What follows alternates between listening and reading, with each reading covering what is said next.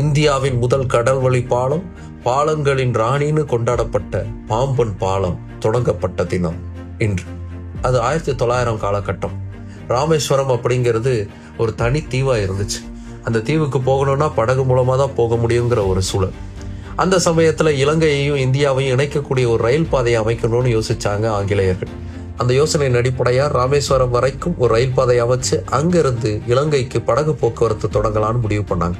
சிக்காகோவை சேர்ந்த ஷர்சர் rolling lift பிரிட்ஜுங்கிற company தான் பாம்பன் பாலத்தை கட்டுச்சு. 600 பணியாளர்கள் இரவு பகல் பார்க்காமல் இந்த பாலத்தை 3 வருஷத்துல கட்டி முடிச்சாங்க. இந்த பாலம் இந்தியாவின் முதல் கடல்வழி பாலமா இருந்துச்சு. அது மட்டும் இல்ல, 1980கள் வரைக்குமே இந்தியாவின் பாலங்களின் ராணின்னு கொண்டாடப்பட்டுச்சு. கடல் வழியா இந்தியாவின் மிக நீண்ட பாலம்ங்கிற பெருமையும் பாம்பன் பாலத்துக்கு உண்டு. 2010 மும்பையில திறந்து வைக்கப்பட்ட கடல்வழி பாலத்துக்கு முன்னாடி வரைக்குமே பாம்பன் பாலம் தான் இந்தியாவின் மிக நீண்ட கடல்வழி பாலமா கொண்டாடப்பட்டுச்சு. அதோட இது சாதாரணமான பாலம் மட்டும் இல்ல, பெரிய கப்பல்கள் போனா திறந்து மூடக்கூடிய வகையில உருவாக்கப்பட்ட ஒரு பாலம்.